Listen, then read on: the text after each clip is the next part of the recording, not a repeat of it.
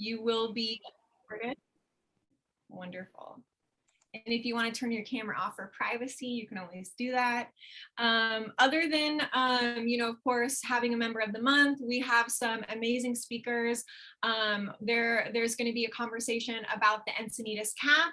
And really, it's going to be sort of like this really great blended conversation about what's happening politically, what's happening in San Diego to address climate action, and all of the really great opportunities that our leaders, local leaders, are taking advantage of on behalf of the climate. And then we also have a couple locals who work in or have worked in outdoor spaces. And it's going to be really fun to ask them questions about their work and learn a little bit more about how outdoor spaces and nature have been impacted directly by climate. So we're going to have a really just deep conversation, and we're so excited to have you here tonight. So without further ado, we're going to go ahead and do introductions. So for introductions, I basically want to just share like community rules. It's important to stay muted unless you are a speaker and have the floor. There are going to be a few of us on the back end doing some tech support. So if you're accidentally unmuted, we're going to go ahead and mute you just to keep the conversation going. If you have any questions for any of our speakers, please feel free to put them in the chat. I will be monitoring the chat and helping sort of funnel those questions for the Q&A portion of each of our speaker segments. And again, we ask people to put their name and put their pronouns in the renaming of themselves on Zoom. Of course, that's optional, but here we really want to respect people's chosen pronouns. So go ahead if you feel called to do that, please do that. And then again, the agenda is in the chat that Max had posted a couple times. So before we do a wonderful celebration of Carla, who's our member of the month, I'm going to do a land acknowledgement. We do this before all of our events. It's very important, especially important because this month is Native American Heritage Month, and the 26th is Native American Heritage Day. So we're going to be addressing that in today's program as well. So to kick us off, the land acknowledgement goes as follows. For those of us who are in San Diego County, we are zooming in on Kumeyaay land. They are a people whose traditional lifeways intertwine with a worldview of earth and sky in a community of living beings. This land is part of a relationship that has nourished, healed, protected, and embraced the Kumeyaay people to the present day. It is part of a worldview founded in the harmony of the cycles of the sky and balance in the forces of life. It is important for us to pay our respects to the past, present, and future generations of the Kumeyaay people. So just keep that in mind. Thank you so much. All righty. Now for our member of the month, I am super happy to introduce Carla. Carla's been involved for quite a while doing various things. Carla has such a positive, very like fun spirit to her. And we're gonna give her just a few minutes to share about her volunteer experience and why she's enjoyed working with the organization. So Max, if you can go ahead and spotlight Carla for us. And I don't know if it's just me, but Carla, you're upside down. Yeah, I am. And I just did an update right before this meeting. So I don't know. I'm so sorry. But yeah, this is how fun I am. I do meetings upside down. Wow. Sorry. Carla's keeping us on our toes, everyone. I like this view. So if you want to. But yeah, thank you so much for the introduction and for the honor of being member of the month. As you all know, my name is Carla Ruiz Velasco, and I have been volunteering with the Transportation Committee since the summer of 2019. The first time I went to a monthly meeting, it was in person, and I immediately felt at home and really inspired by fellow volunteers, from high school students to retired people giving back. I know this may not be, I know this may be the first meeting for many of you, so I hope you're able to at least connect with a couple of volunteers, even if it's through the chat, and to learn more about whichever work you're curious about. I'm not a perfect environmentalist, and I'm just happy that the work that we're doing is making it easier for us to live a more climate friendly and a more peaceful life. A little bit more about me. I'm from San Diego and I have lived in the Bay Area and abroad, and I'm passionate about creating more environmentally friendly mobility options and using our land more resourcefully here in San Diego. I've also been working to equitably ban gas-powered leaf blowers here in San Diego so we can enjoy the great outdoors without adding pollution to our environment. I'm so grateful for the great community and the constant opportunities to learn and contribute that San Diego 350 has provided. I have really enjoyed keeping up with what is happening, holding our elected officials accountable, celebrating our victories, and continuing to make a difference with our advocacy. As anyone riding the Mid-Coast extension of the UCSD Blue Line trolley this Sunday? Thank you all so much. I saw Jack raise his hand. That's awesome. Carla, thank you so much. I think that what you shared was really inspiring, and it's just a reminder of how wonderful our volunteers are. You are such a joy to know, and your support in the transportation sector and in various other sectors has been, you know, just really essential to the work we're doing as a community. So thank you so much. And had you given your talk right side up, I'm sure it would have been fantastic, but upside down was 10 times amazing. And like Max said, this is definitely an SD 350 first. So thank you so much, Carla. We appreciate you and we're so happy to know you. Alrighty, folks. So now we're going to go ahead and move into our first speaker of the evening. This has to deal with the Encinitas CAP, or Climate Action Plan. We have about a 10-minute presentation and then a 5-minute Q&A following that. And I believe Max is going to introduce Crystal for us. Yes. Just going to read Crystal's bio here. Crystal is the sustainability manager for the city of Encinitas. She's worked with the city in an environmental capacity for 14 years, protecting ocean water quality, reducing greenhouse gas emissions, and implementing associated stormwater and climate action programs. Her recent work includes developing green building policy, implementing micro-mobility programs, and ensuring Encinitas infrastructure projects are sustainably minded. She has a BS in environmental biology and management and an MS in water resource management. And as Nicole mentioned, she's going to be talking about the Encinitas Climate Action Plan, and I was very fortunate to see her at a Encinitas City Council meeting present on this digitally in the past, so I know how great it is. And so I'm going to spotlight you, Crystal, and let you take it from here. Thank you, Max. And I'll attempt to share my screen. It'll work.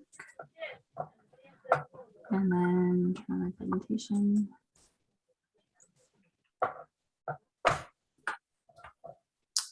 Okay, are you seeing the full presentation? Yes. Or then with the notes? Oh, we're seeing it. Maybe are the notes on the side? No. It looks like we can see the next slide. Is that better? Yes. That's okay. Great. That's always tricky. Okay, well, thank you for having me here tonight. It's very exciting to meet you all and to share a little bit of information about what we've been working on in the city of Encinitas. I've been working on this Encinitas's climate action plan, both developing the plan and then implementing the plan for about the past 5 years or so. And so my focus today will be, I'll go over the plan a bit, but I really want to focus on what we've been doing to actually implement the plan, because to me, that's the most exciting part. So we did a big update to Encinitas' climate action plan in 2018. Before that, we had an older plan that was developed in 2011. And this big update included a lot of much more specific metrics and targets. So you're probably all familiar. One of the first things that you need to do when you develop a climate action plan is establish a baseline year. So when we updated our plan, we set the baseline year at the year 2012. And in that year, we calculated that the city as a whole, the whole community, the different emission sources produced about almost close to 500,000 metric tons of carbon dioxide equivalent.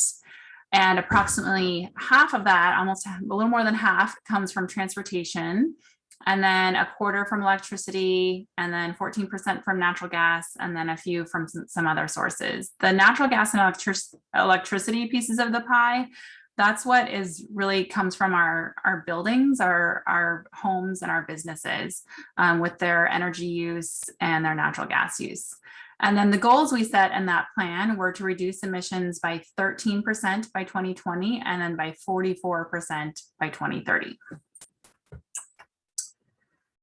So, and then the other part of what a climate action plan does is establishes strategies, goals, and measures that you are going to work to implement to achieve your goals. So in Encinitas' CAP, we've got 7 strategies, which are listed here: building efficiency, renewable energy strategy, water efficiency, off-road equipment, clean and efficient transportation, zero waste, and carbon sequestration. And within those strategies, we've got 11 goals and then 20 measures that are kind of scattered throughout these different overarching strategies. And the measures are what we really focus on. That really gets down to the level of different projects and programs and initiatives that staff works on implementing that were established in the plan. And so the biggest one, which I'm excited that Councilmember Joe Mosca is going to highlight for us tonight, so I won't go over it too much, but one of the biggest things that we did as a city as we formed a community choice energy agency. It's called San Diego Community Power, and Encinitas was one of the founding members of that agency. And this new agency is going to, its job is to purchase renewable energy for our community. And the agency's goal is to achieve 100% renewable energy for all of its member cities by 2035. And it's one thing that's very exciting is actually in Encinitas, we are already receiving 100% renewable energy for the most part. Our council elected to have our initial customers opt in service be 100% renewable energy. Any customer has a choice to opt down or opt back to SDGE, but they always start at 100% renewable with 100% renewable power. So that's a really exciting difference between us and the other members of the agency.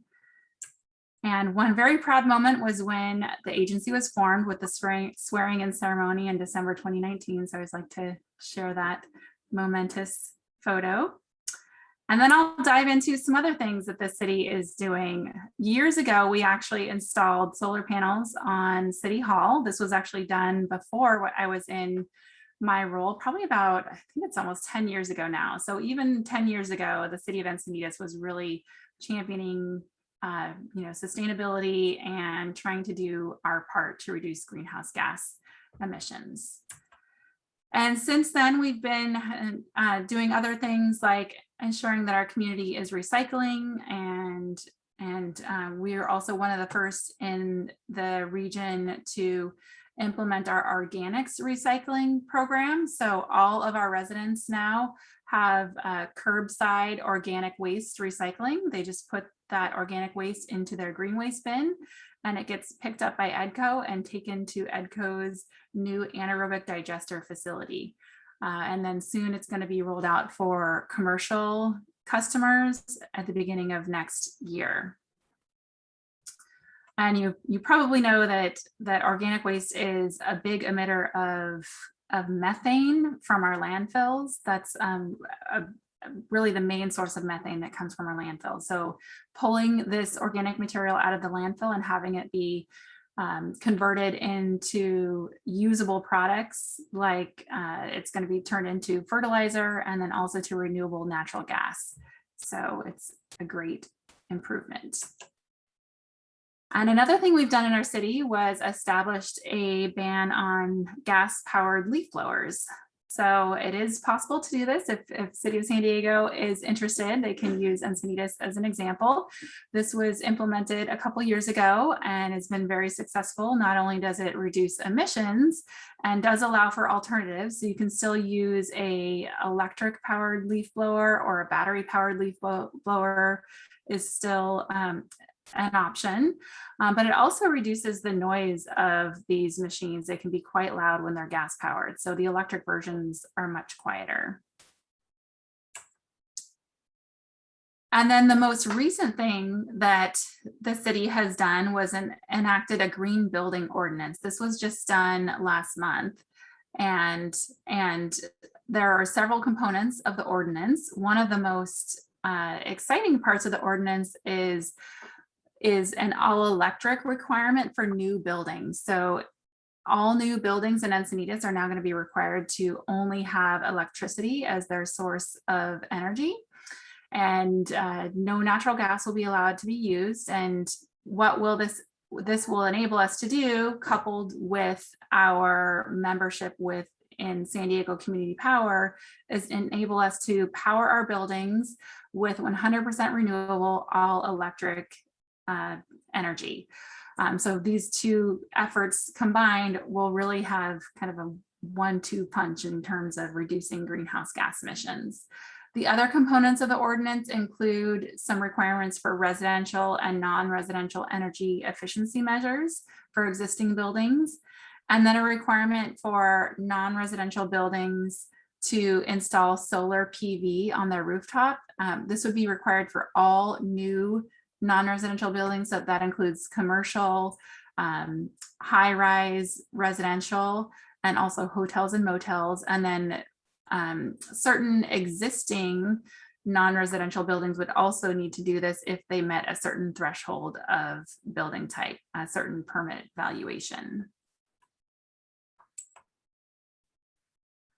Another thing I always like to share is how much we've been doing with transitioning our fleet to an all-electric zero-emission fleet.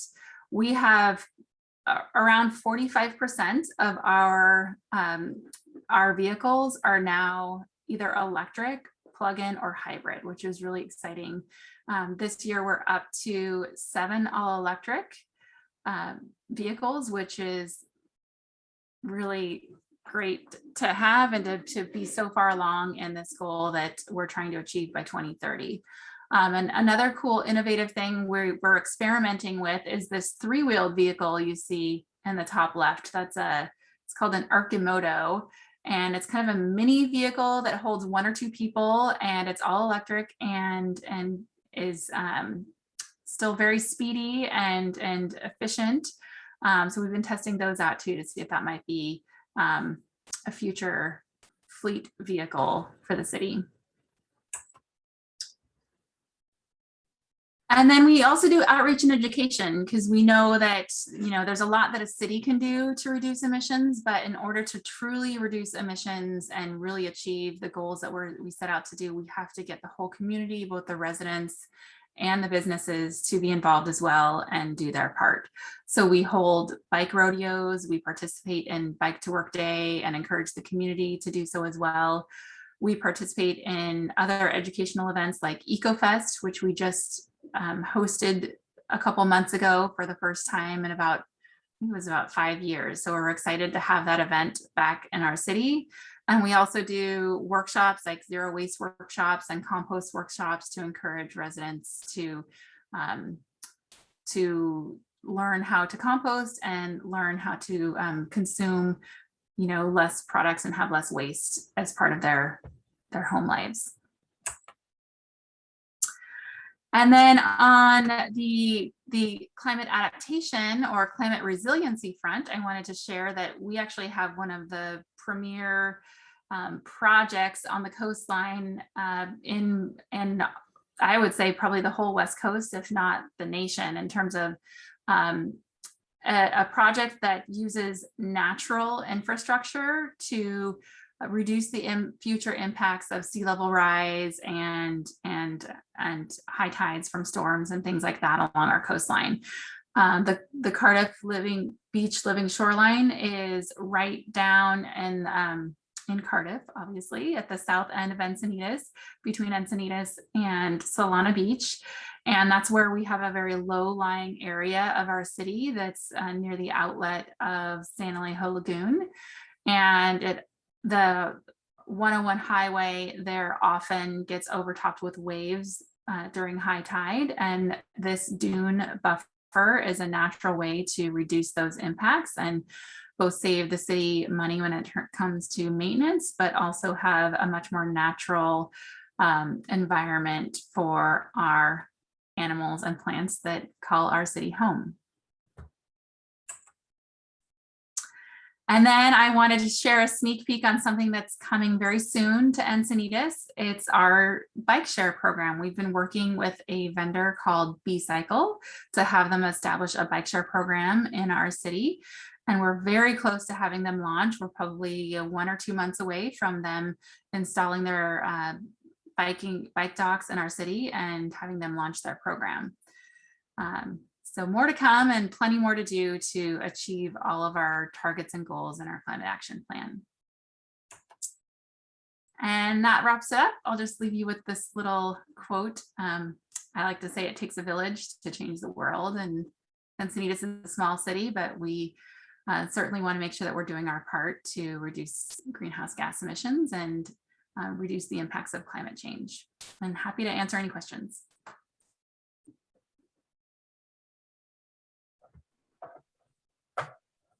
Thank you so much, Crystal. I mean, I'm so inspired and excited about all of these ways in which Encinitas is taking charge and trying to be like climate forward and progressive in that way. And I'm fingers crossed, I'm hoping that, you know, other cities throughout the county will look to you as a model of what is possible. So that's really exciting.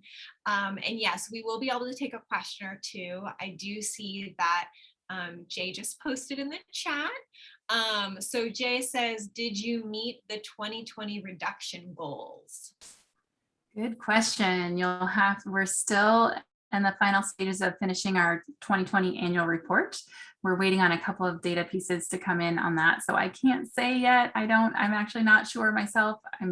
I expect that we would, although, you know, with COVID, some of our projects were a little bit delayed. So we'll have to see. Stay tuned. Wonderful. I think we can probably take one more question and then we're going to have to pivot to our next wonderful speaker. So if anyone has a burning question that they'd like to add, please feel free to do that. And if you come up with a question later on, then we can probably circle back to it if Crystal is available later in the evening. Let's see. So one question we have from Catherine, it looks like, Catherine says, hi, Crystal, I lead sustainability at Flock Freight, and Encinitas business is the automatic opt-in for renewable energy for residential and commercial. It is, yes, it's all customers would be opted in automatically to 100% renewable. That's really exciting. I know there's so much data that shows that opt-in is better and wonderful. And just to add a little bit to that, Joe can probably share a little more, but there is a business program that if you want to proudly share that you're a 100% renewable customer, there's some stickers and some logos and stuff that you can use to promote that you are doing that for your community. That's really great. Yeah, I know that a lot of our members go out of their way to support businesses and folks that do what they can to be sustainable. So that's really great. Thank you so much, Crystal. We so appreciate you. You are doing wonderful work, and we're just excited to see what more Encinitas can do to make the world a better place, essentially, for all of us. So again, if you have questions for Crystal, go ahead and put it in the chat, and we'll do our best to circle back to them. But now we are going to pivot to our next wonderful speaker. And Max, I do believe you are going to introduce Joe for us. Yes, absolutely. It's my pleasure. And I think this is going to segue perfectly. So Encinitas City Council member Joe Mosca began his public service on the Encinitas City Council in January of 2017. On the council, he's been a champion of environmental sustainability, public safety, financial responsibility, and improving the quality of life enjoyed by all of Encinitas.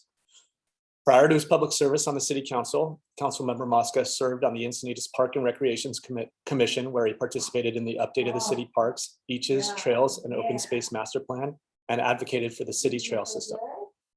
Today, he is going to focus on what SDCP plans to offer customers, especially as the phase 3 residential enrollment phase gets closer. And I'm going to go ahead and spotlight you, council member, and thank you so much for being here with us. Thank you so much, Max, for the introduction, and thank you so much, San Diego 350, for having me here today. And I didn't realize that this was going to be kind of some Encinitas content today. So thank you, Crystal Nahara, for all that you do for the city of Encinitas and for spotlighting all that we're doing in Encinitas. It really is about having amazing staff members that allows us to kind of be a leader in the region. So thank you, Crystal, for all that you do and your team as well.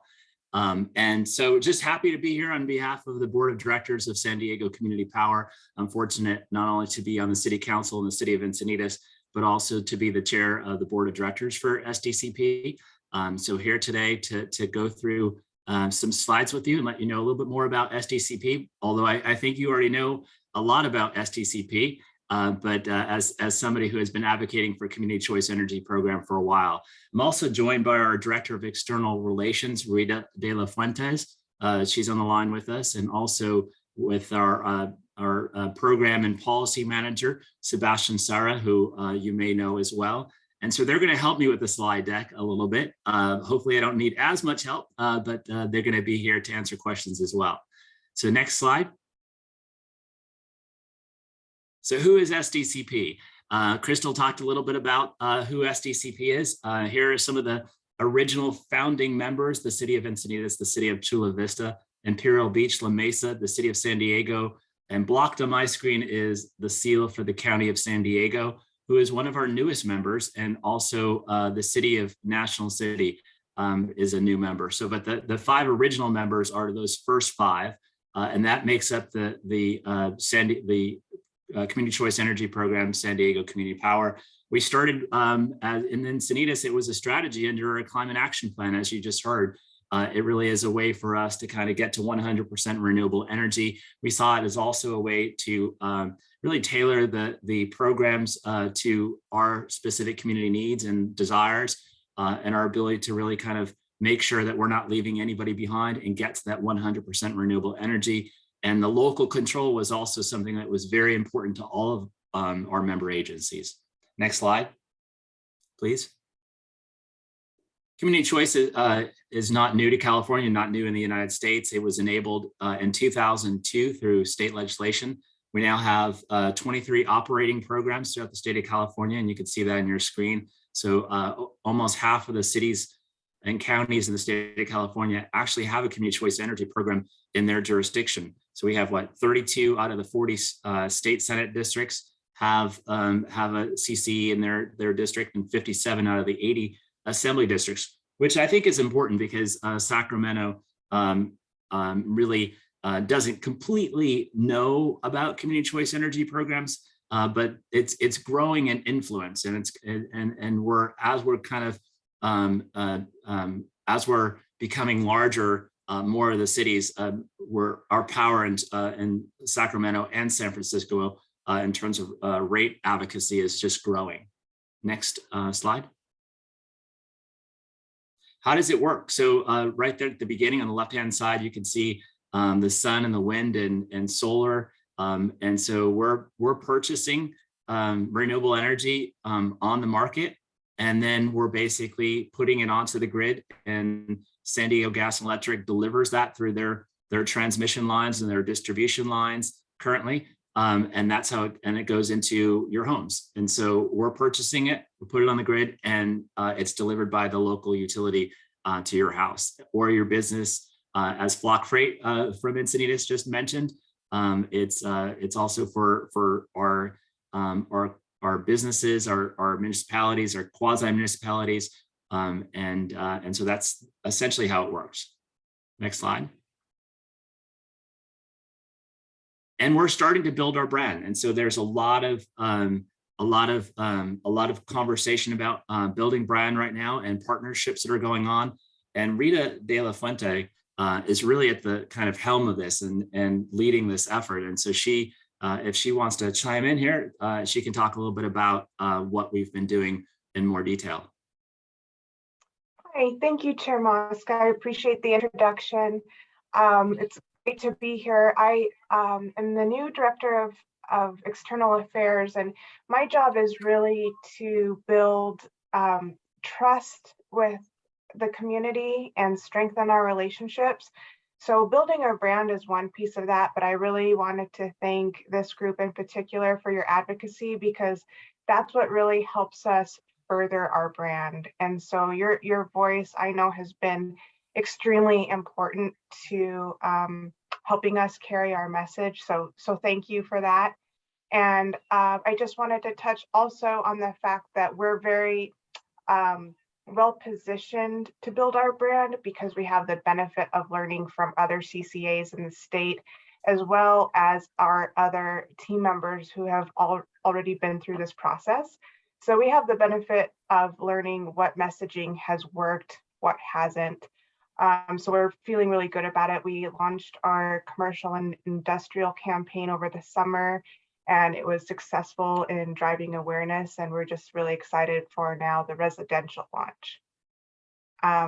Next slide, please. I just also wanted to touch on one of the lessons learned from our commercial and industrial launch was that these relationships that we're building really created the most engagement. So we highlighted our Power 100 champions like the airport and Illumina, and we built a partnership with the San Diego Padres. And then also part of those relationships is our community events. So there's a photo on your screen of us attending Encinitas EcoFest. We were recently at the La Mesa Parks Appreciation event where I met some of you there. And what these relationships do is really build trust and have people relate to our brand, especially those who haven't heard of us before. So we're going to touch a little bit more on relationships later, so I'll just pass it back over to Chair Mosca. And I know my kids were really excited about the partnership with Padres, because when they hear our names associated with Padres, they're like, yay, that's really cool. So that was the most exciting branding for us in our house. Next slide. What does SDCP offer? And so we have a couple of products. We have on the left hand, we have our base product, which is 50% renewable energy with 5% carbon-free energy. And then the rest is conventional energy. And then you can always opt up to Power 100. The city of Encinitas did for the entire city, all of our commercial customers, our industrial customers, our residential customers, and our governmental accounts, quasi-governmental accounts, we opted everybody up to 100. And so when they start off, they're at 100, they can always stay at 100, or they can go to 50%. Or power on, or they can go to SDGE. They have a choice, and so these are the two choices currently we offer at SDCP. Next slide. And this just shows you a comparison to the local utility. So SDGE, off of their current filings, they are 31% renewable energy. Our base product is Power On is 50% plus that 5% carbon free. And then Power 100 is obviously 100% renewable energy. Next slide. What does SDCP offer? Competition. And so no longer is there one player in the space. You can either purchase your energy from SDGE or purchase it from San Diego Gas, San Diego Community Power if you're in our territory. Effective customer service, local decision making, and transparency. This is so important. With SDCP, you have myself on the board of directors, and you have elected representatives from each of the member agencies. They're on the board of directors and making decisions, working with our community advisory committee, which are made up of members from each of the member agencies. So there's a lot of ways that we're really in touch with the communities, connected to the communities, and really care about the communities, and really kind of govern for the communities. Innovative program offerings. We are always trying to add value and make sure that we're as creative and innovative as possible as we try to reach for 100% renewable energy and ensure that we're not leaving anybody behind in that energy transition. Ratepayer advocacy. I think this is something that a lot of people don't talk about, but I think is critically important. SDCP does advocate on behalf of all our ratepayers. The generation part of your bill is one small part of your bill. There's a lot of other parts that make up your bill. And so we are advocating in Sacramento and San Francisco, ensuring that the money, that the rates that are paid and the requests that are made of the California Public Utilities Commission, that it all basically lines up with our vision of 100% renewable energy. Next slide. And so net energy metering, this is a very big topic in Encinitas and throughout the county of San Diego. We have one of the highest constant penetrations of solar, rooftop solar in the state is right here in San Diego County. Sebastian has been working hard in this, and so I'm going to let him have an opportunity to talk a little bit about this. Thank you, Chair Mosca. Hi, everybody. It's great to see many of you. As Chair Mosca said, I have the role of Program and Policy Manager here at SDCP, and I've been involved with the NEM proceeding and the development of this program. We understand that local rooftop solar is very important for our customers, and so we developed a NEM policy that mirrors what is currently offered by SDGE, but goes one step further. So right now, everyone receives bill credits every month, and that is compensated at the retail rate under which you're under. But then at the end of a calendar year, if you have an excess of bill credits, you get cashed out. So you get money in the bank for excess bill credits that you receive at the end of the year, as long as you're a net generator of electricity. And so what we did there a little bit differently is that we matched SDGE's rate, but then we added a kicker. We added the Power 100 kicker that is found in our rates as a way to thank you for producing local renewable energy here in our region. And so you will be getting paid more by staying with our service, and you get the added benefits that Chair Mosca just mentioned of ratepayer advocacy. And that's one that we have been vocal on the NEM 3.0 proceeding. As many of you may be aware, we submitted a reply brief with San Jose Clean Energy, as well as submitting a letter from our board of directors to the CPUC commissioners, as well as Governor Newsom. So one other thing that is here on the slide is that we have capped the amount of cash out at $2,500, and we did that after looking at other policies throughout other CCAs. Really, most of the bill credits that you generate are used to offset your excess bills from one month to the other, and so it is very, very unlikely for a customer to have excess amounts of bill credits to be cashed out. And so we wanted to create some financial limit for the customer as well as for SDCP. But overall, it's a program that we're very proud and excited for, and that will we'll start enrolling customers on starting next year based on their annual true update. So what does that mean? It means that if you're a solar rooftop customer and you have an annual true update of say February, we don't want to disturb that sequence.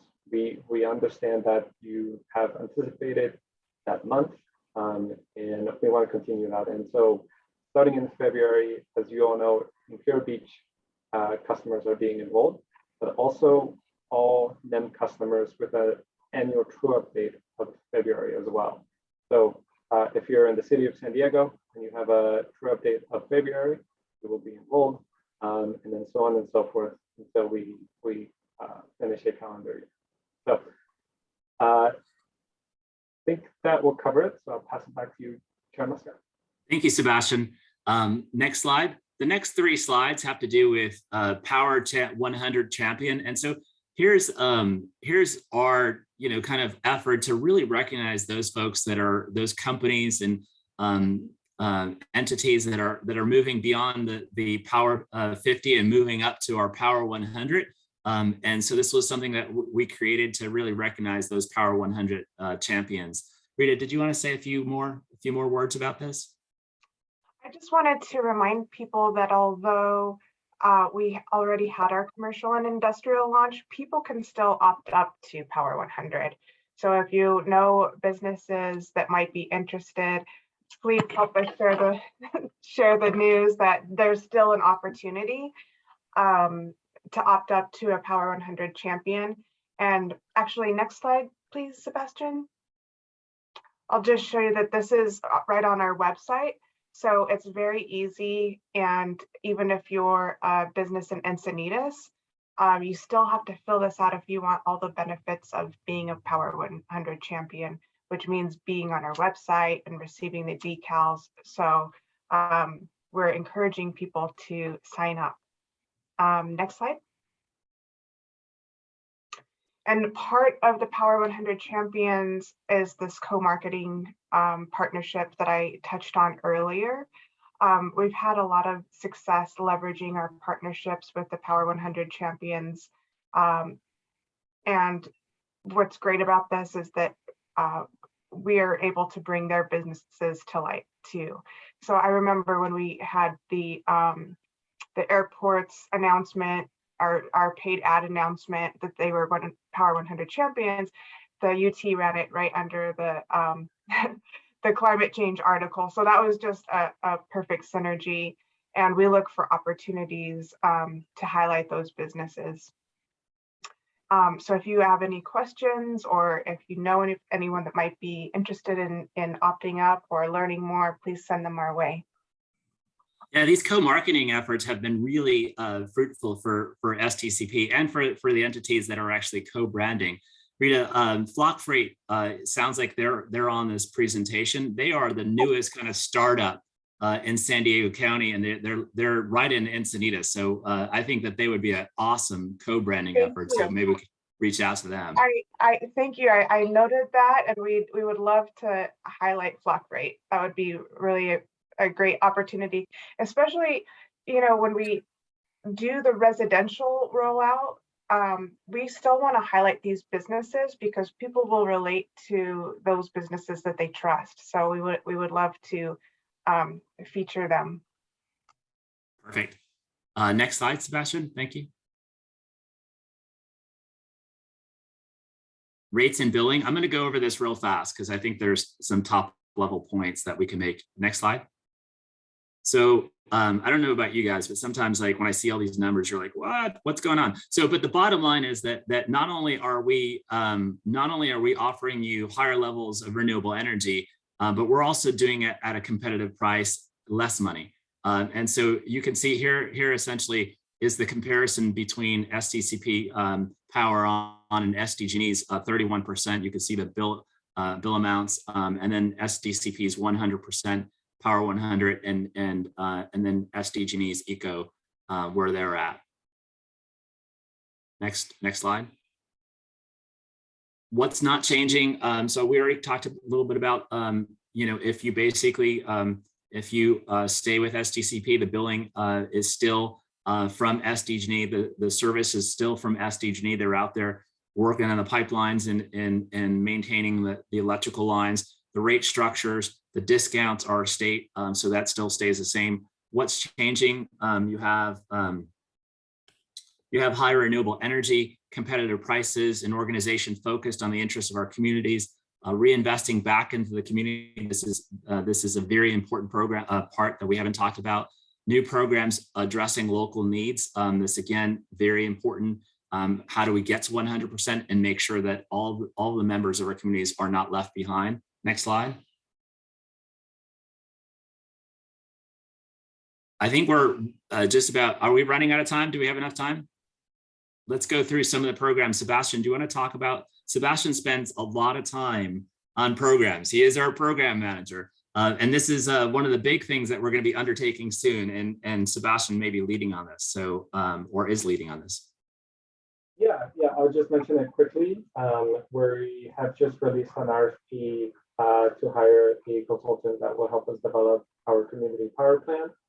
Many of you may be familiar with East Bay's Local Development Business Plan, which is basically a local roadmap for developing local renewables and program strategy. So we're very excited about this. We've mirrored it after CPA's own program plan, as well as obviously East Bay's. Moving on to the next slide, just very quickly, this is a program that I'm working very closely on. We acknowledge that not everyone has access to a rooftop to install a PV system. And so we are moving forward with developing basically community solar for our renter community in our communities are concerned, as well as those that qualify for the care for a discount. It'll provide a 20% discount on the bill, both on the generation and distribution side. And this is a program that's been launched throughout the state because we are fairly new. We're playing a little bit of catch up and trying to get the program started, but we're very excited. So stay tuned. Next slide, please. This shows you our enrollment schedule. So we've already launched our municipal accounts. We've launched our commercial industrial accounts. Even though those are not the majority of the accounts, they do actually account for the majority of energy load for SDCP. So the vast majority is the municipal accounts and the commercial accounts. But the number of accounts, the high number of accounts are the residential accounts. And that's coming up. So that's going to be phase 3, which is going to start in the beginning of 2022. Sebastian was talking a little bit about that in terms of the launch of NEM customers as well. So starting in February 2022, we'll have 3 phases within our 3rd phase. So we'll basically start in February 2022, launching Imperial Beach, then La Mesa in March, and then Encinitas in April, and San Diego and Chula Vista and by the end of 2022. Starting in 2023, we will launch the County of San Diego, all those unincorporated areas, and the City of National City. We'll be filing all of their documents with the state before the end of this year, which will allow them to be launched in 2023. Next slide. So how can you support us? Here's a couple bullet points. There are many ways that you can support San Diego Community Power. Opt up yourself if you're within our territory. Spread the word about San Diego Community Power. We are local. We're all about renewable energy, distributed generation, creating jobs locally, local power, and making sure that folks that you elect, your decision makers, are making these decisions on behalf of our energy needs for the future. We have a community advisory committee, again, that's made up of local folks. And so you can always talk to them about San Diego Community Power. They're even more involved in some of the neighborhoods and communities. And last we have here, provide public comments at any one of our meetings. Absolutely. anytime you have any thoughts that you want to share, you can share it in writing. You can come to our meetings, and it's always important. We always want to hear from you and hear what you have to say about things that are going on. Next slide. I think we're just about at the end. And the last slide, I think, has thank you. And it says Sebastian's contact information and Rita's contact information, just in case you have questions that we're not able to answer today, or we run out of time and you want to have follow up with us.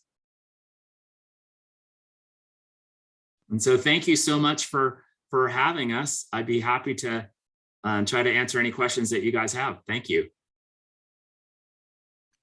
Thank you all so much. Thank you, Joe, Rita, and Sebastian.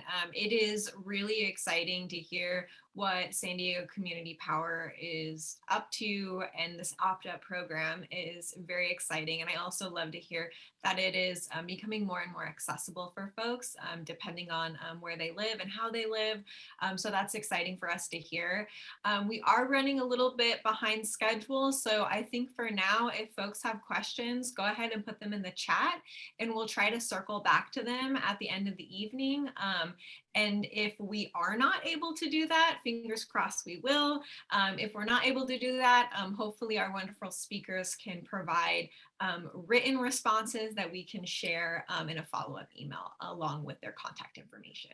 So thank you again for this wonderful program. We're so happy you could share it with us. Thank you. Yes, thank you. So now we're going to shift to our two-person panel. We're very excited to introduce the speakers, and actually I'll be introducing a few people. So I'm going to be introducing our two panelists, and I will also be introducing Maddie, who will be our wonderful moderator tonight, asking the questions and really leading this, deep and authentic conversation about San Diego and its outdoor spaces. So let's see, the first person I am very excited to introduce is Anne-Marie Tipton. Anne-Marie has been the education coordinator at the Tijuana River National Estuarine Research Reserve, part of a national network of 29 reserves for 19 years, working within a watershed spanning 2 countries and along the US-Mexico border. She considers herself to be binational educator. She is a National Association and Interpretation Certified Interpretive Guide, and has graduated from the National Network of Ocean and Climate Change Interpreters. Wow. She has a BS in zoology from San Diego State University and completed coursework for a master's in ecology there as well. She has been a state park interpreter for 22 years and a state park resource ecologist for 4. Wow, that's very exciting. So Anne-Marie, you're going to be one of our amazing panelists. We're excited to spotlight you in the conversation today. And the next panelist I'm going to be introducing is Jack Shu. Jack has been a passionate and effective advocate for the environment, social justice, and building healthy communities in the San Diego region for over 35 years. He has a lot of experience addressing environmental issues. After 29 years of public service with the California State Park System as a park superintendent, he retired 16 years ago. While with state parks, he managed wilderness areas, historic sites, statewide community involvement programs, as well as training classes for outdoor education and cultural diversity. For 25 years, he served as the president of the Cleveland National Forest Foundation. The Sierra Club has worked with the foundation on a number of high-profile lawsuits against SANDAG and San Diego County. The foundation is known for winning many significant cases which have had an effect on protecting open space, environmental justice, reduction of greenhouse emissions requirements in transportation plans, and more. Over the years, Jack became a familiar speaker at Sandag County Board of Supervisor and City Council meetings. He has also been active with the San Diego Green New Deal, SD350, Quality Life Coalition, as well as social justice groups. In La Mesa, he worked too on a wellness committee improving childhood nutrition and helped start both the Task Force of Homelessness and the city's much needed Police Oversight Board. Besides being on the La Mesa City Council for almost a year. He represents La Mesa on the SANDAG board. Woohoo! And the San Diego Air Pollution Control District for District 2. Wonderful. We are so excited to have both of you here. We're really happy to hear what you have to say. I'm also very happy to introduce all of you to Maddie Tolchin. Maddie is an amazing volunteer with us here at SD350. They actually recently moved to Florida, and if you have questions about that road trip, that epic road trip that Maddie took, you can always ask them. And Maddie's going to be asking the questions. So right now I'm going to shift it over to Maddie, Jack, and Anne Marie, and hopefully Max, if you haven't already, please go ahead and try to pinpoint both Anne Marie and Jack's shoes so we can see their wonderful faces throughout this conversation.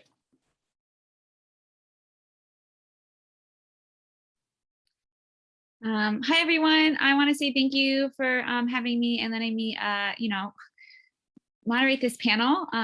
Y'all are Jack and Anne Marie. You're literally so distinguished. It's an honor to be asking you questions.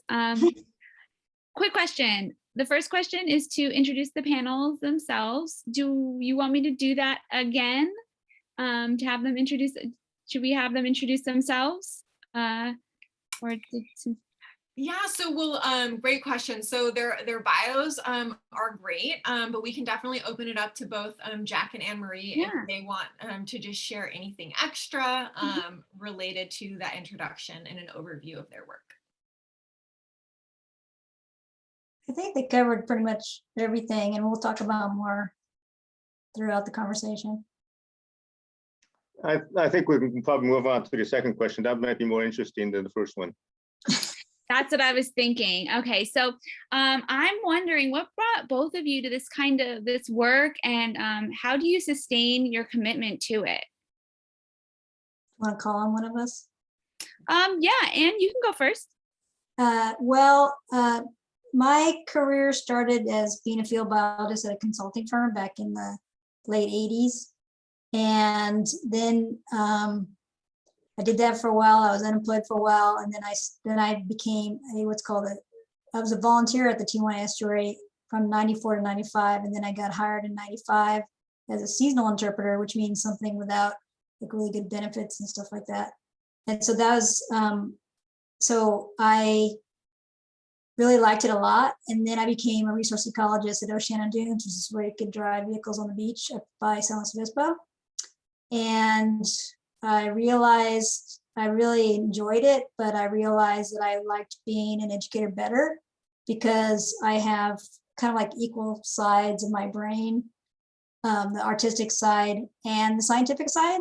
And being a state park interpreter and environmental educator, then I could actually use both sides of my brain. And as far as how do I sustain it, it's been rough. I mean, we've been doing a lot of great stuff at the reserve. This last couple of years or so has taken its toll. But there's always seems to be a new topic that I get excited about.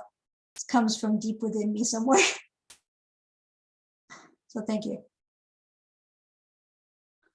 Thank you so much for sharing. That's so great to know. Yeah, you know it's right when you are still excited about it, you know. Jack, what about you? What brought you to his work, and how are you sustaining your commitment to it? Well, as a young person, a teenager, I liked walking and hiking. So I got more and more involved with loving the outdoors. Then got into bird watching, and along the way, I also got into justice work, social justice work, and they all kind of fit together in many ways. And interesting enough, that's how I sustain myself with regards to how to keep sane. So to keep sane, I escape by going backpacking and not having a cell phone, internet, or anything else for a while. So that's how I keep my sanity and stay grounded to some degree. But it's a dual problem because when I do that, I'm gone. I can't do any other kind of work. And the work that I am involved in, there's one special premise that I'll talk about further later, which is Cleveland National Forest Foundation, as well as being a manager for wildlands for parks, which was how it came down to San Diego as the superintendent for Cuyamaca and Palomar State Parks. 40 some years ago, managers started to realize to save the forests, we have to save the cities. That's where the battle is. The forests can survive pretty well on their own. Wild areas survive well on their own. They don't need people. And even that people who use them damage them to some degree. The real threats to our wilderness, to our wildlife, to our ecosystems, the threats are coming from our urbanized areas, from how humans conduct themselves. So that's how I shifted a lot of my work and my concentration to urban planning, transportation planning, and things like that. That's what the Cleveland National Forest has done. And that's much of what I do now as a elected official, is let's fix the cities. If you love the forest, if you love that meadow, if you love that endangered plant and endangered butterfly, save the city first. Make the cities and human development more towards sustainable systems. Thank you so much. Yeah, I really love what you're saying about taking care of our cities to take care of the rest. What you're saying about how much damage we cause in urban areas. I think I can really see that. But I also want to tie in how what got you into this work also is what sustains you in this work. And I think that's actually pretty beautiful. So thank you for sharing that. My next question is, how has climate change directly impacted our outdoor spaces where you worked or where you work now? Has it gotten worse? Has it gotten any better? Jack, if you don't mind taking this one first. Well, we know climate change is changing ecosystems. So in a larger scale, we've lost a third of the bird population in North America. That's pretty significant. And some scientists believe about half of the insect population as well. This is besides the issue of drought and fire and very extreme weather conditions. As far as ecosystems are concerned, if you lose that much already, that's not good. Those ecosystems are completely changing. And I know for the trails I go on, whether in the Sierras or in our local mountains, the vegetative types are changing. So that's something we're just going to have to live with. The forest that I walk through, whether it's in Cuyamaca or in the Sierras, will not be there for my grandchildren. That forest will be different. The species composition will be different. That's what we're headed towards. And that's what the reality will be like. We still have to do the best we can, because to avert even greater catastrophic change in our ecosystems, we've got to improve. We've got to bring that 419 parts per million down to 350. And that's why we have to do what we have to do as fast as we can. And otherwise, we'll lose even more. So yes, those things are changing. And it takes time to see that. It's hard for me to explain that to someone who's 20 years old, because they didn't walk through that forest. They weren't at Cuyamaca 30-some years ago when I saw that forest. And when I saw the vegetation and the moisture that used to be there, those riparian areas are changing within my lifetime. And for geologic time or biological time, that's fast. And we know that data, but to see that data, I think it's very traumatic, at least for anyone who's seen that happen. We see it in pictures, but I think to actually live it is pretty frightening. Yeah. Anne-Marie? Well, at the Tijuana River National Estuarine Research Reserve, there's, Jack was talking about, is there data of degradation? And one thing that the National Estuarine Research Reserve program has is called the Sentinel Site program, where we do monitoring, continuous monitoring to monitor if there's any changes. We have data loggers in the water that measures water quality parameters like pH, temperature, level. We also have our own weather station. We do surface elevation tables, which is what you put, they're like little teeny poles, and it determines if there's sedimentation, if there's sediment growing up in the marsh. And we do vegetation sampling to see if the vegetation, because in a marsh, there was a study that showed that low marsh plants don't do well in high marsh and vice versa. So we do vegetation sampling and various different monitoring over time.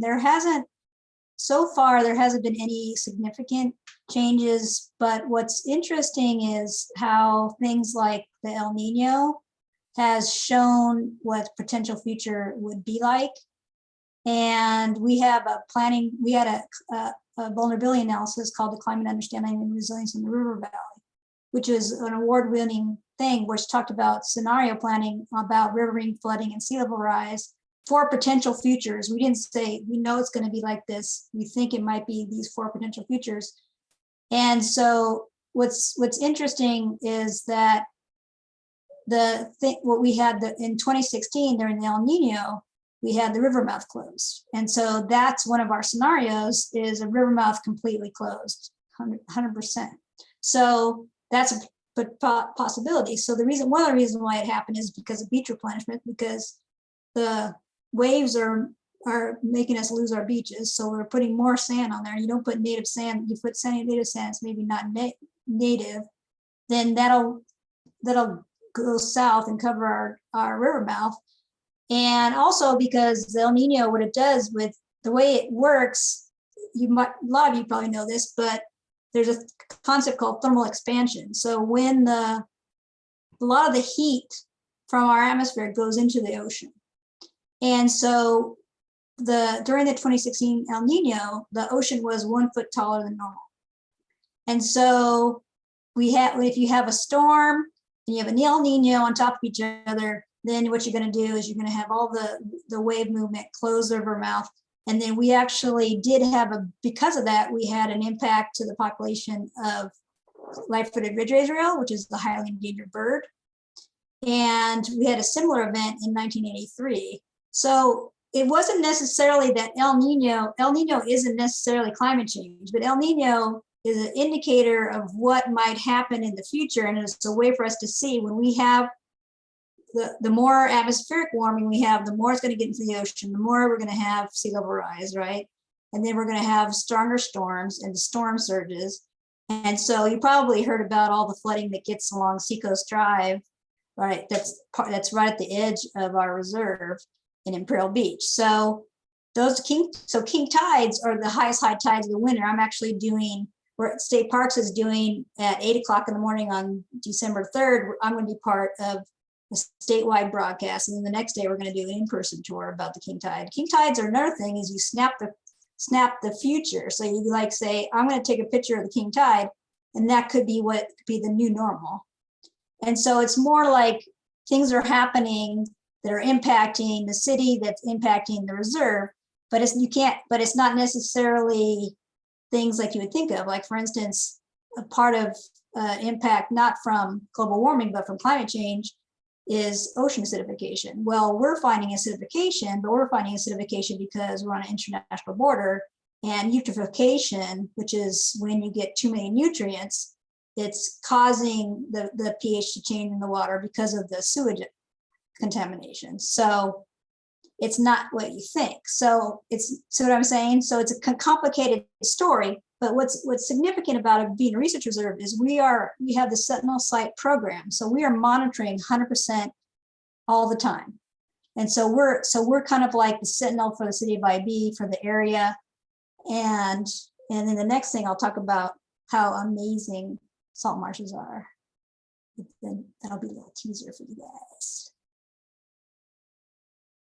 Wow, that is so much information. I'm just literally taking all of it, even though what I'm getting from it is that it has gotten worse, but we are able to, still mitigate and learn and understand it.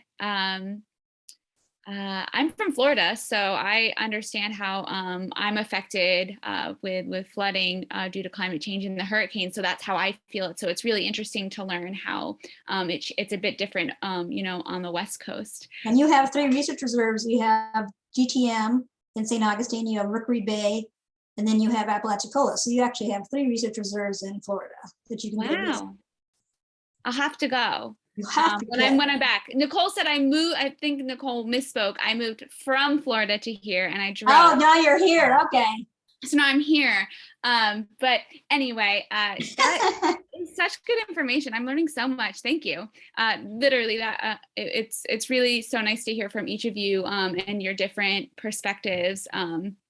I think this panel is so well balanced. But my last question is: are there any measures that you and your organization are taking to mitigate the impacts of climate change that climate change is having? Yes, me to start this time. You can start, yeah. All right. So, I'm gonna praise the good news of carbon sequestration in salt marshes. And I know other people talk about sequestration. I think it was Crystal. So sequestration is when carbon dioxide is come into a plant community through photosynthesis. That's H2O plus H2O and CO2. Then that means the plants make their own food. So what's really, really amazing, and Jack could fight me on this because I'm right, that salt marshes are more efficient than any other plant community on the earth of sequestering carbon. The way it works, the reason being is a lot of that carbon is under the ground and it doesn't burn. No one burps it, no one eats it. And what's really amazing is salt water impedes methane production. You probably know that methane, or CH4, is a lot more potent heat trapping gas than CO2. So it's 210 grams per meter per square. That's called blue carbon. So if you want to look up this phenomenon, look up blue carbon. So what is our mitigation? What is our adaptation? It's called salt marsh restoration. And what we're embarking on right now is we're finishing up our EIR, Environmental Impact Report, for Tijuana Estuary Tidal Restoration 2, Part 1. We're going to do about another 80 acres. We have also already done the tidal linkage, linking the 2 parts. That's where it's right behind my shoulder. We did model marsh, 20 acres down at Borderfield, and now we're going to do another 80 acres at Borderfield as long as we can get the money. We're finishing up the EIR right now. So that's what's so amazing is our solution to climate change at the reserve is salt marsh restoration. It's a mitigation because of sequestration, and it's adaptation because ecosystem services. So salt marshes automatically help buffer storms. They help mitigate flooding and things like that already. So it's an adaptation and a mitigation. And it's kind of similar to the living shorelines that Crystal was talking about before. So it's pretty amazing. And we just like to tell the good news of carbon sequestration in salt marshes and spread it to everyone. And it's true. Thank you so much for that info. Thank you for sharing that. Jack? I'm glad we're restoring the salt marsh. I think it's a great project, and restoring other ecosystems to do what they have been doing for hundreds of years until we got here about less than 100 years ago. So we're restoring those systems in our ecosystem that do some good work with regards to sequestering carbon, as well as having better habitat. But I want to approach this question from a different angle. Mitigation is a bad word. Mitigation is what you do when you mess up. Mitigation is what you're doing when you're not doing something right. We've got to fix that so you don't have to mitigate. And this is a problem we've had with environmental organizations throughout our region. Mitigation becomes a payoff, literally a payoff. A project someone wants to do a development project, whether it's Caltrans, whether it's Zandag, or some developer like SDGE, and will say, let us do this. We will mitigate. We will give you some money. We will give you some land. we will give you some habitat back. Let us do this project. It literally becomes a payoff for doing something that is wrong, that we shouldn't be doing. Mitigation is bad. This climate action plan is not mitigation. It's simply a measurement of what we need to do and some measures of doing that with an old goal, a goal that was set up by some calculation. In fact, by the time the climate action plan is published, that goal is obsolete. And we're finding that now with our climate action plans. You know, if a city, if a county achieves its complete climate action plan, 100%, if I was to grade that, I would give you a C, because that was the minimum level that you had to achieve in terms of our calculation of carbon sequestration, as well as carbon production reduction and everything else.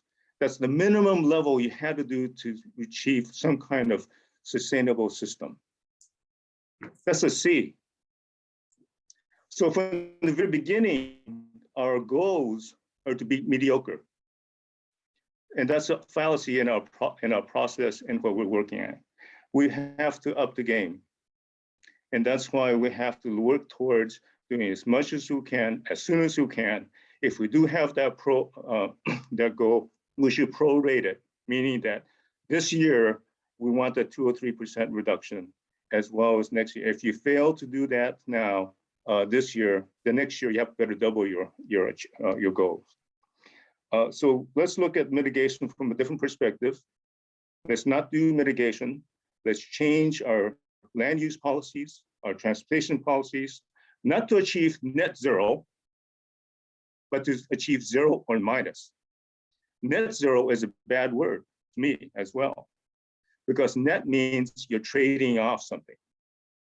I'll give you that marshland back to the way it used to be 100 years ago to let me pollute some more. I'll grow that tree that will take another 30 years before it sequesters any carbon, like 40 pounds per year, which is almost nothing, and let me do some other damage. That's what net means versus 0 emissions or negative emissions with regards to carbon. If we're going to get down to 350, we have to bring that down as fast as we can. And remember, the carbon that's in there now is going to be around for another 100 years, 150 years. So we've really got to go to 0 emissions as soon as possible. And as we know, the calculation of net is very bad. The math, anytime you start dealing with cap and trade, you're trading something. And as we know now, the trading is not very good. In fact, when you start trying to get credit for carbon sequestration in forests that were already burnt down and there's nothing growing there, that's pretty sad. And that's what we get when we deal with the word net. So I hope we up the game with regards to dealing with climate change and not use mitigation, not use net zero, but go for negative carbon. We need to sequester more than we're producing as soon as we can. And that's really what we have to face. And so to me, organizations like 350, as well as Climate Action Campaign and everyone else, we have to up the game and speak the truth and look at the terminology we use and not settle for mitigation. So I hope we go forward with that. We're doing some mitigation, of course we are. But that's not good enough. I don't want mitigation. I want a better land use plan, a better transportation plan. And that's what we should shoot for. Thank you so much, Jack. Thank you so much for sharing that. That all the information, along with, like, you know, helping us reframe the way we think about these words, because it is super important. Language like shapes obviously the way we think about these things. And I've heard this before, you know, about mitigation, that it's not correct, and that net zero also isn't the best thing to go with. So I really appreciate you expanding upon that. And I completely agree. So thank you both so much. Nicole, I'm not sure if there's anything you would like to add But I appreciate you both, Anne Marie and Jack, for sharing all of your wonderful knowledge. I personally have learned more today than I think I have in the past month. No, seriously, thank you so much. And I want to listen to more, well, both of you talk more, to be honest. I'm so lucky I got to honored, lucky, whatever, that I got to moderate this panel. Thank you so much. Well, come visit us. We're not that far. We're just in Maybe I Enfield Beach. will. I'll have to come visit. Thank you. Thanks for the invitation. Yeah, thank you, Maddie, so much for moderating that panel. And thank you, Jack and Anna Marie. I think that we're on to something. If y'all want to start like the Jack and Anne Marie show, you know, I think that we really could make that a thing. Because I second that. You both are so knowledgeable. This is a conversation that I personally have been looking forward to for a very long time. So I'm just so grateful that you had the time to come into this space and share your very valuable perspectives, teaching us, educating us, and also, Jack, to your point, really pushing us to rethink and reframe how we understand the situation, and also to, I think, really highlight the severity of where things currently are, and that there's still a lot of work to do. And I think this community especially is really dedicated to that work. So we're, again, just so grateful to have heard from you both. We are running a little late on time, so we're so appreciative of everyone being patient and sticking with us. If any of you have questions specifically for Anne Marie and Jack, please put it in the chat. And if we can't answer it tonight, which we probably won't be able to because we are almost at time, we will share your questions with them and try to do our best with providing that information or maybe written responses in the follow-up email that will include this recording. So make sure to take advantage of that. But before we wrap up, seeing that it is Native American Heritage Month, and that our entire conversation has been about climate action and how to take care of the land and be, you know, I think, healthy and supportive stewards of the land. We cannot do that without also addressing Indigenous communities who have been doing this for years. And so I wanted to just pivot back over to Maddie, if that's okay. And Maddie has some really exciting resources that they want to share with us so that we can learn how to better support Indigenous communities. Hi, everyone. I think this is a great way to sort of wrap up about the outdoors. We talked about the outdoors, and I think this is a great way to, you know, Native Indigenous people, they, you know, are the stewards of the land we are on here. And I know last month, during the meeting, we watched a little video about Sacred Spaces. If you were there, the Sacred Spaces Institute. But if you're willing to, you can donate to them. They support a bunch of different things that go on, and it's very like direct money, and not a lot of like money going towards the organization itself, just money going towards actual people. They support people at like Standing Rock and like Line 3 and all that stuff. They've been known to just directly support people who are you know, all the water protectors, which is what we need. And then specifically, Sacred Spaces is more a little more like LA area. And then also a really good friend of mine is currently learning their late language. They're a part of the Ahashimem tribe, and they're working with the, I'm making sure I'm pronouncing all these right, Pyokuichium, to create a calendar with their language.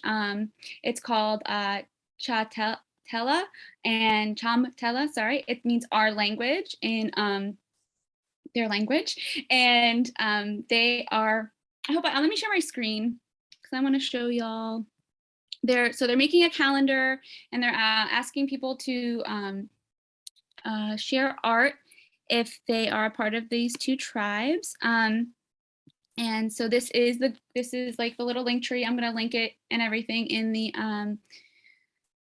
chat. And so you can donate to the GoFundMe, and it will allow them to fund these calendars for their people, and then they'll be able to learn about their culture. And I think it's really important to donate to the GoFundMe because then you're directly supporting bringing the language and culture back, and then it helps offset those costs. So you can also pre-order the calendar yourself if you'd like to learn. And they're indigenous to like Orange County and San Diego, and they're one of the most erased Native nations because of all the development in LA, Disney, and Camp Pendleton in that whole area.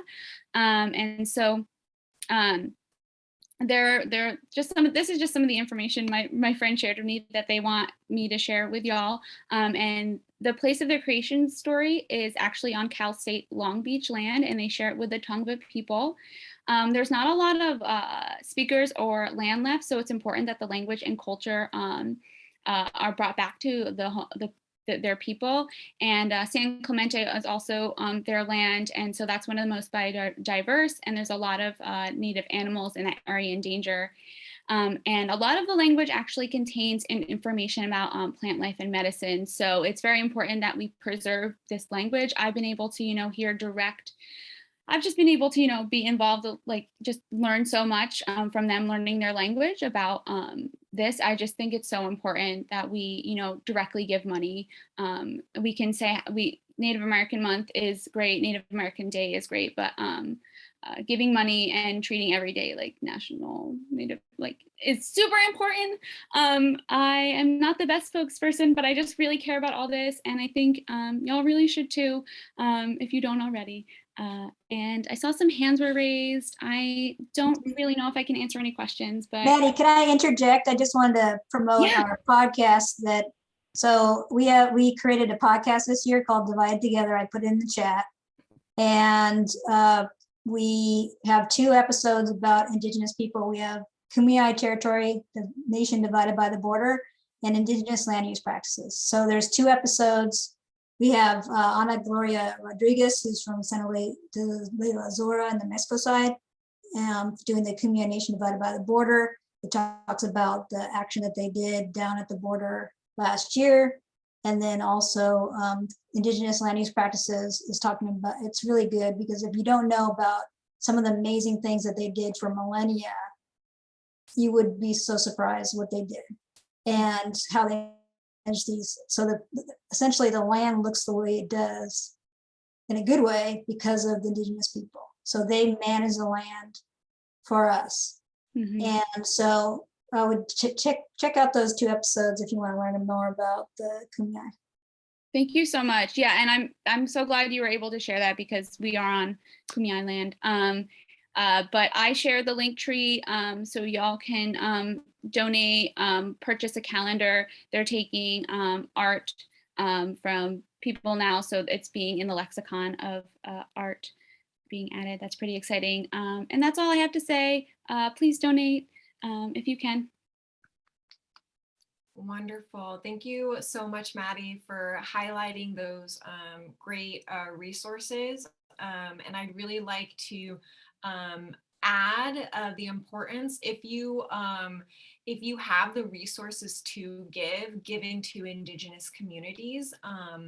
And then thank you, Anne Marie, for sharing that podcast or those 2 episodes.